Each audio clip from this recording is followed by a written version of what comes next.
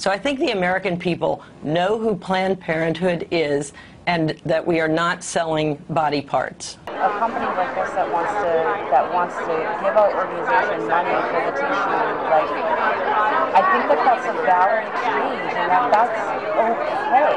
We have independent colleagues who generate a fair amount of income doing this. They want cardiac, or they want eyes, or they want neural. Certainly everything we put, gonads. Oh my God. Yeah. Gonads.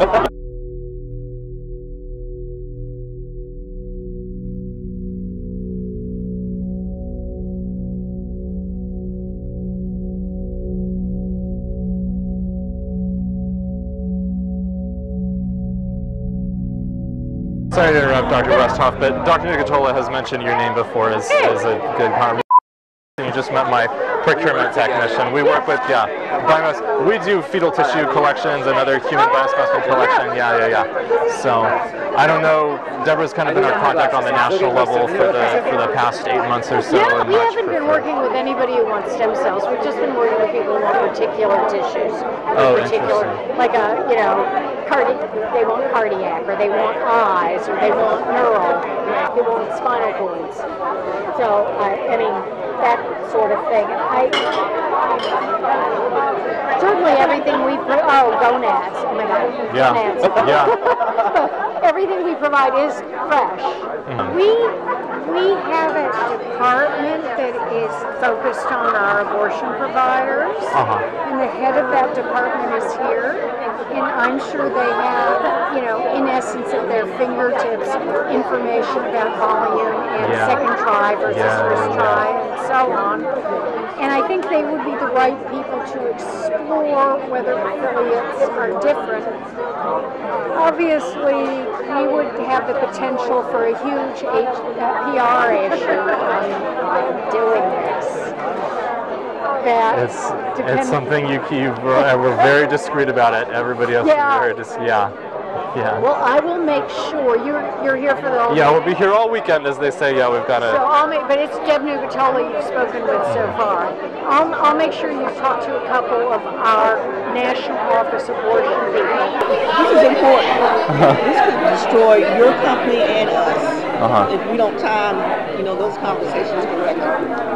This is Deb Anderheim. This is Deb Anderheim. Hello.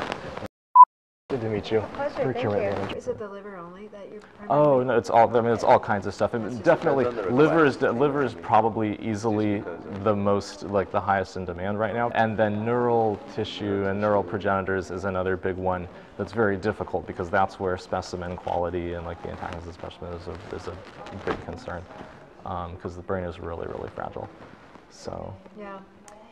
Do you can I ask you about remuneration?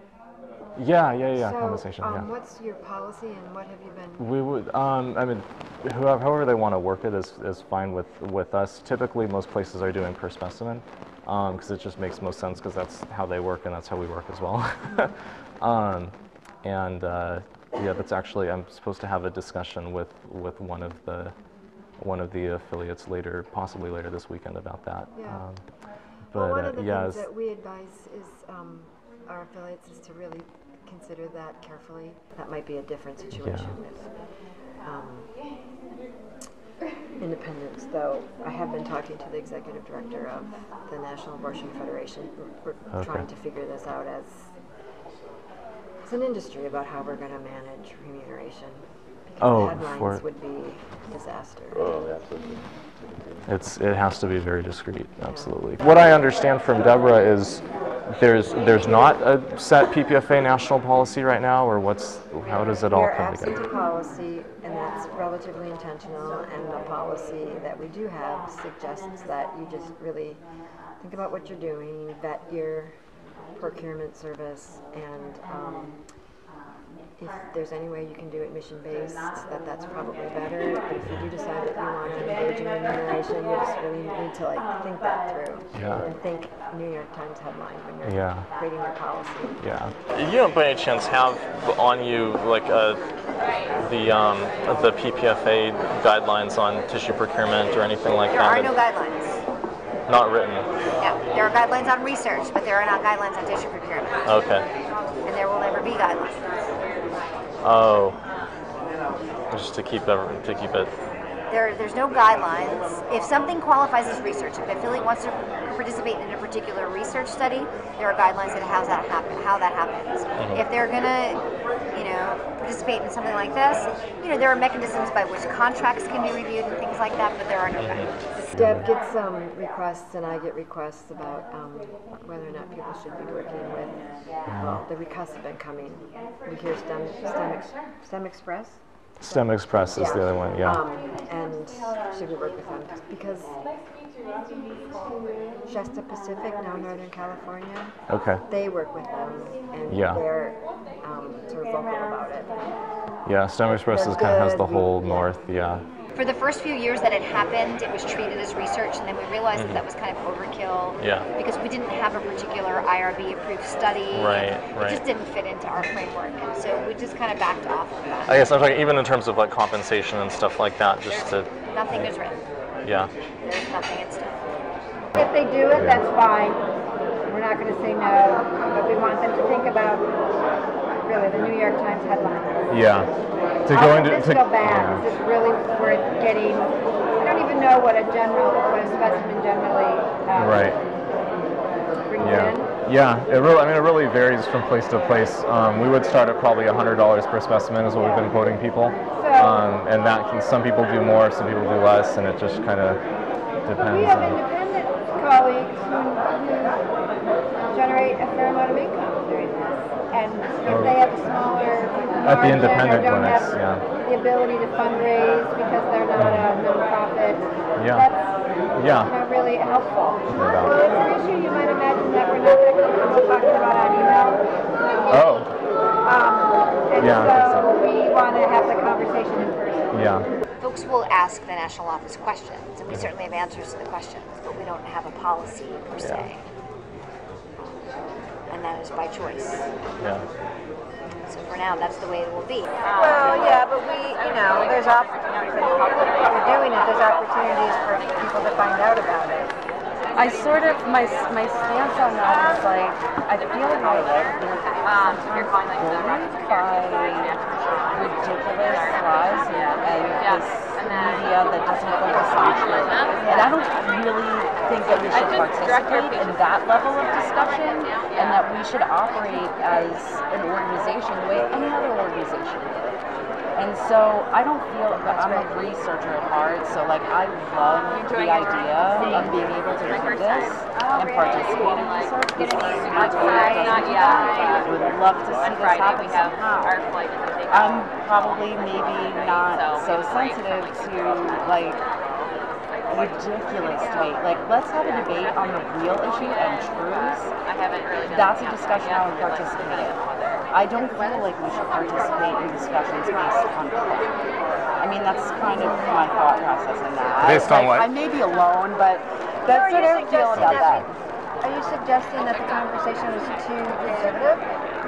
I feel like sometimes this is my first time here. I've only been with the organization for a year and a half, so I don't know the history like somebody who's been here for a really long time.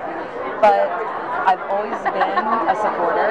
I've been a patient, and now I'm working here, and I just feel like we shouldn't participate in ridiculous social discussions. We should participate in the valid ones, and that we should not curtail our business for ridiculousness.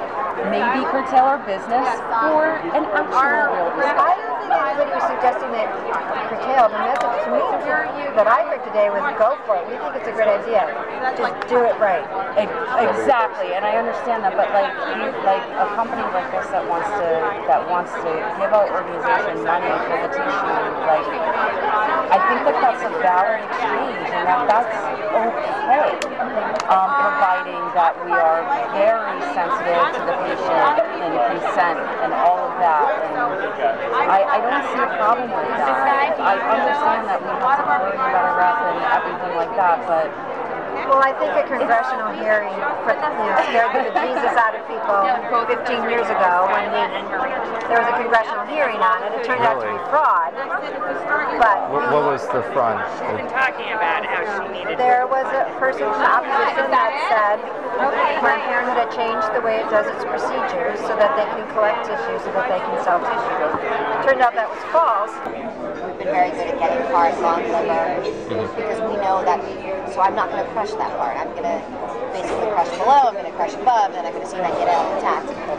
But it sparked a congressional hearing and some federal legislation, which is where some of that came from. So we just want to not have to repeat that. Right. And there are a lot of Planned Parenthood. There are Planned Parenthoods that participate in donation programs that are reimbursed for. And that's fine. Yeah, it's fine. We're just suggesting that call us, help us, or let us help you walk through some of those steps to make sure that it's done right. Yeah. We can talk about this some more. So, yeah, I think go for it. And use us to the extent that you can. Okay. All right. Thank you very much. Yeah. Appreciate it. And I know Northern California, Marmonte, LA, they all provide donation for remuneration. So they would also be good people to just check with. All right, thank you so much. Yeah, she asked more questions than anybody. Oh, she was really getting into it during the. Yeah. I hope that you didn't leave thinking that we were saying don't We're do discouraging it. Because Roger said I'm going to say a number of things, and I only want you to go away with one message. I think this is a good idea. Now, here's what you need to look out for, and then at the end of it, he said, and I just want to reiterate, I think this is a good idea.